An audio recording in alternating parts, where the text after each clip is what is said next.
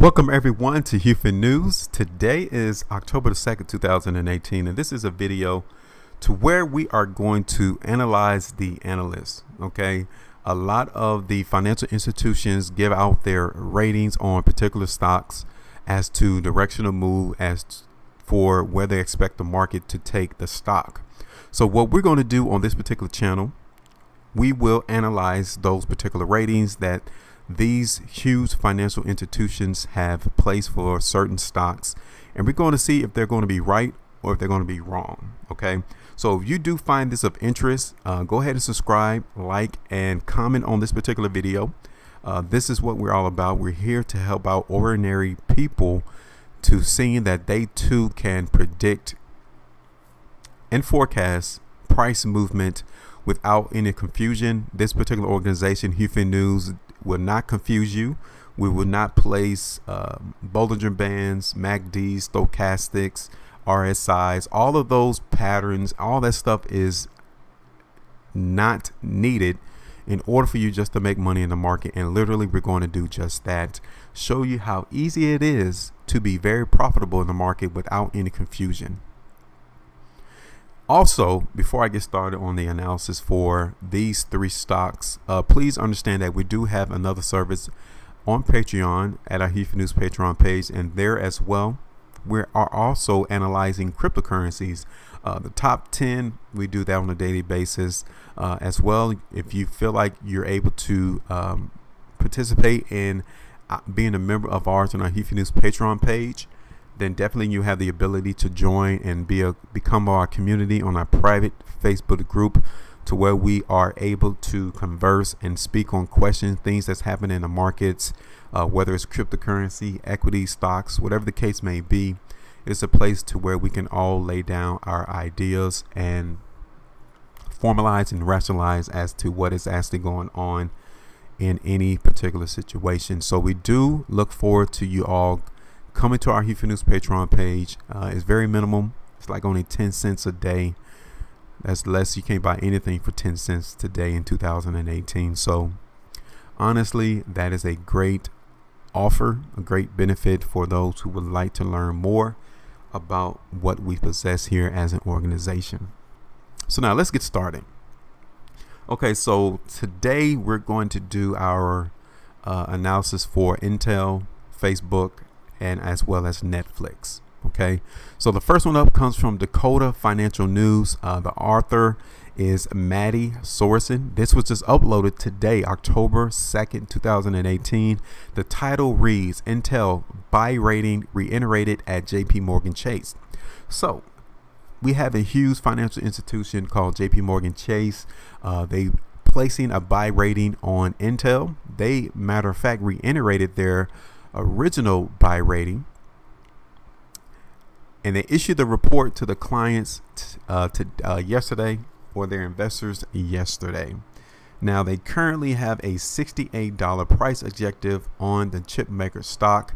As you guys can tell, Intel is trading at $48.10. So that's literally a potential of 46.39% of upside profits. That seems very lucrative once you read this article. As well, this article goes on to read that there have been other equities firms, analysts, that have commented on where they expect Intel to go over the next couple of months. Sanford C. Bernstein set a $54 price objective on shares of Intel, and they gave it a neutral rating. Stifel Nicholas increased their price objective on shares of Intel from 57 to 60. So you can tell that there is a lot of interest of buyers, according to the financial institutions, for Intel to continue to move to the upside. Wells Fargo also reissued a buy rating and set their price target at $65. So we're trading around $48 right now in Intel, and a lot of these rating agencies are at least forecasting Intel to come to 54 or at least around $60. We have 60, 65, as well as $68. So now let's take a look at the price chart to see if in fact that looks probable to happen.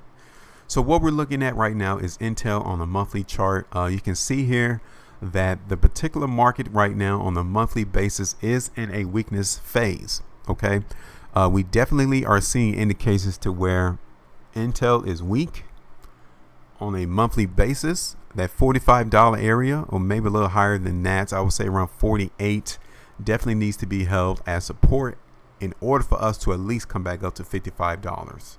Okay, and I think one of the rating agencies increased it from from $57 to $60. So literally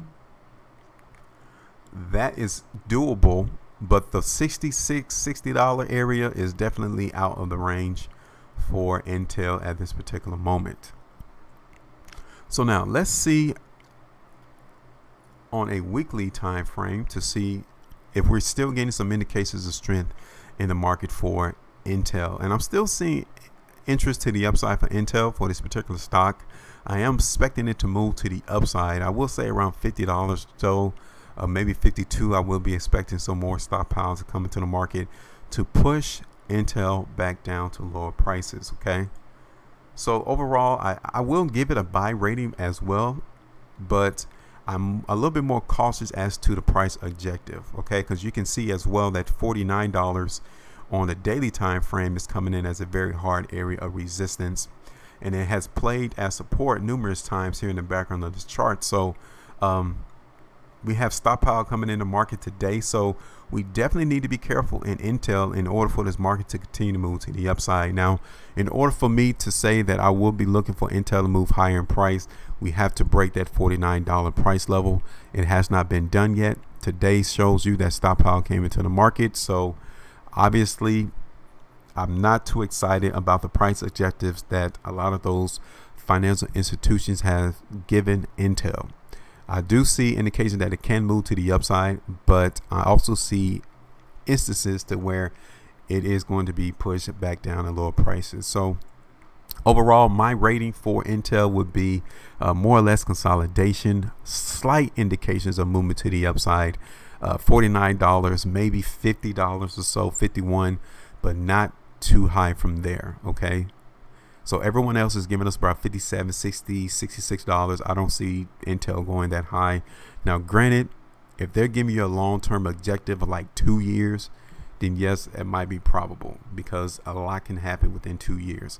But as of right now, Intel is not going to make it all the way up to $60 or even $66. Okay. So now let's take a look at the next rating for Facebook. You guys can see this article was from Howard Kim. The title reads, "New Buy Rating for Facebook, the Technology Giant." In a report released today, it was released yesterday, October 1st, Peter Stabler from Wells Fargo. So Wells Fargo maintained a buy rating for Facebook with a price target of $220. Now the shares open on the 1st at $162. Right now, you can tell is at $159.33. So already you can tell that we're going in the opposite direction in Facebook, according to Peter Stabler's ratings of Facebook. Stabler is a top 100 analyst with an average return of 35.7% and a 78.6% success rate. Sounds very good, doesn't it? But the thing that we do not have in this article is how long has he been placed in trades, or how long has he had open positions in the market. Currently, the analyst consensus for Facebook is a moderate buy with an average price target of $206.21. I thought it was just $220. Is it $206.21 or even $220? So now they're trying to throw in averages. That is a clue as to they're not expecting Facebook to go that high. That is 26.9% upside from where it's currently trading, around $162.44. JP Morgan also maintained a buy rating, and they have a $195 price target. So overall, you see how they started this article expecting Facebook to go to 220, but as you continue to read, it got lower and lower and lower, from 220 to 206 to 195. So obviously don't expect Facebook to go back up to $220. Okay, so what we're going to do now, we're going to look at the chart to see if Peter Stabler is actually correct in his analysis of Facebook moving to the upside. Now, this is the monthly chart for Facebook, and obviously you can tell here that this particular stock is not ready for higher prices. We have this glaring down bar here on a monthly basis. Still expecting Facebook to continue to move to the downside. I've actually drawn an ascension line to let you know that we are actually close to breaking our trend of moving higher in price. If that occurs over this particular month, then definitely $140, maybe even lower than that, is going to be in store for Facebook. So again, I don't see Facebook going to $220. Literally, you can tell here, even on the weekly chart, that we're still getting indications of market weakness. I'm looking for Facebook to continue to move lower in price. $155 in around that is going to be the first area of support. But obviously, it can move a lot lower than that, even to $150, maybe even $145 a share. So definitely, the market participants are not interested in price right now in Facebook. So that would be my analysis for Facebook as well, is to move to the downside, at least to around $155. So I'm expecting it to break our ascension line. The market volume is increasing as well on the daily price chart. This is not a buy in Facebook right now. So I just don't understand why that article, JP Morgan, as well as Wells Fargo, maintains a buy rating on Facebook. It is not a strong stock as of this particular moment. So expect this particular stock to continue to move to the downside. So now we're going to look at the last one for today, which is Goldman Sachs. Goldman Sachs states that Netflix is still a buy. The title reads, here's Goldman Sachs. Here's what Wall Street is getting wrong about Netflix. This article was posted today by Ethel Jang, October 2nd, 2018. And literally, Goldman Sachs is telling everyone else that they're wrong, that they are underestimating Netflix's potential to grow its subscriber base. Goldman Sachs go on to say that we believe subscriber growth will drive financial results well above consensus estimates and should continue to drive stock price outperformance. Goldman Sachs analyst Heath Terry, he said in a note to the clients on Tuesday, Netflix added 5.2 million new subscribers in the second quarter. That missed Wall Street expectations, and that is when this particular stock sank 14% because they did not meet their estimate of subscribers. But Terry is optimistic that Netflix will erase those losses and surge as much as 23% to $470 in the next 12 months. Netflix is currently being traded at $377.14 a share. They're down 1.12%. This is a monthly chart for Netflix, as you guys can tell. The market for Netflix has not been this high ever since it's been traded on NASDAQ.